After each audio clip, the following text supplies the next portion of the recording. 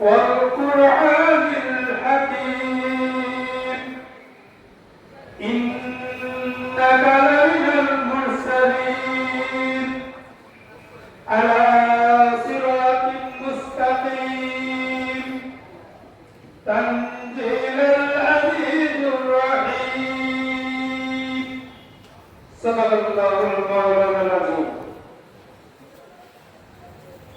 السلام عليكم بسم الله الرحمن الرحيم حمدا كثيرا طيبا مباركا فيه اهلا سهلا মুবারকবাদ জনাব রেজাউল করিম সুন্নু স্যার। সম্মানিত উপস্থিতি, সর্বপ্রথমে আজকের এই মত বিনিময় সভার সম্মানিত সভাপতি সাহেব, আমার শ্রদ্ধাভাজন বড় ভাই জনাব আবু বকর সিদ্দিক ভাই, সর্বপ্রথম আপনাদের সামনে সম্মান জানাই, শ্রদ্ধা জানাই কিশোরগঞ্জের কৃতি সন্তান প্রতিষ্ঠাকালীন কেন্দ্রীয় ছাত্র দলের সদস্য, বীর মুক্তিযোদ্ধা, জজ অ্যাসোসিয়েশনের পরপর 3 বার সফল মহাসচিব, বাংলাদেশ মুক্তিযোদ্ধা সংসদ কেন্দ্রীয় কমান্ডার কাউন্সিলের সম্মানিত সাবেক ভাইস চেয়ারম্যান, অবসরপ্রাপ্ত সাবেক ঢাকা বিভাগীয় স্পেশাল জজ জনাব রেজাউল করিম সুন্নু স্যার। আরো ধন্যবাদ জানাই কিশোরগঞ্জের জনাব মোহাম্মদ শরীফুল ভাইকে।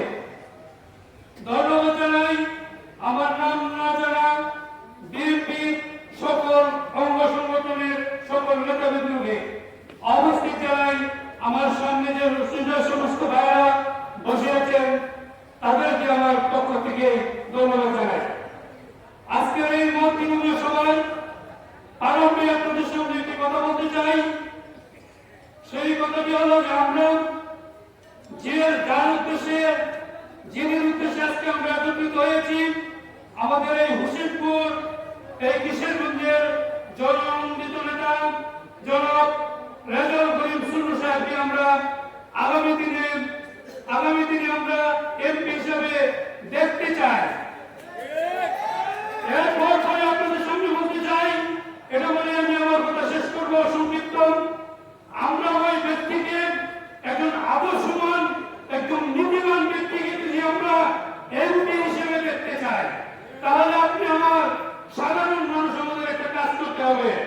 সেই কাজটা হলো কি, একটা সংসদ আছে আমাদের জাতীয় সংসদ ঢাকা, আরেকটা দ্বিতীয় সংসদ হলো আমাদের প্রতিটা গ্রামের মোড়ে মোড়ে শাসন এবং ইউনিয়ন পর্যায়ের গ্রামের বাজারের মাধ্যমে শাসন এবং উপজেলা পর্যায়ের বাজারের মধ্যে শাসন একটা তৃতীয় সংসদের মতো।